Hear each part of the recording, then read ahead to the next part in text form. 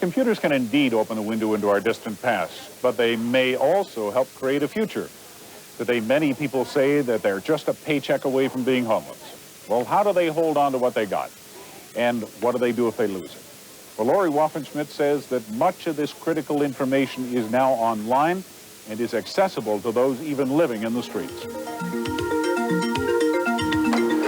Taskforce for the homeless, how many? Every year, 12 to 15,000 people pick up the phone and call the Task Force for the Homeless in Atlanta, Georgia.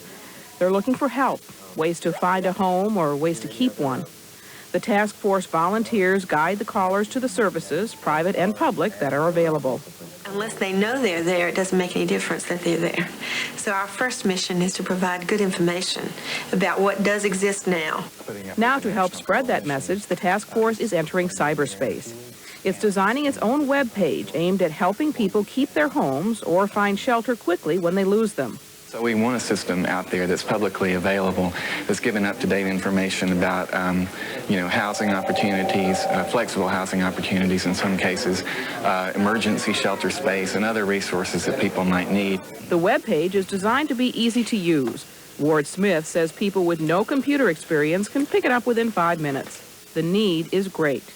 Homelessness is not something that just happens to other people. It can happen to anybody within a week or 2 weeks' time. Smith says getting the homeless off the streets with the help from cyberspace is not such an unusual idea. Homeless people are just people that don't have a stable place to stay right now, and generally it's for economic reasons. And so, they can read, write, and do all kinds of things that every other human can do. There is an obvious question. How do homeless people or people on the verge of losing their homes get access to computers? To the task force, that's not a problem. They point out that more and more schools and public libraries offer anyone access to the internet and their web page. The fact that it's going to be publicly available in libraries and schools, I think not only will help people that are currently homeless, but also in some cases, that kind of information can prevent them from becoming homeless. One of our commitments is to keep homeless people involved in that process, learning the skills we learn, having access to any information we have access to. The task force fears the homeless problem will only get worse in the next few years.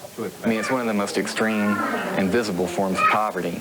And the fact that it's becoming more extreme and more visible says a lot about the state of society, not just in the United States, but in the world. The task force hopes technology can help some homeless people turn their lives around. Lori Waffenschmidt, CNN, reporting. And of course, CNN is also online to bring you the latest news, plus the transcripts and additional information on all the stories you see right here on the CNN Computer Connection.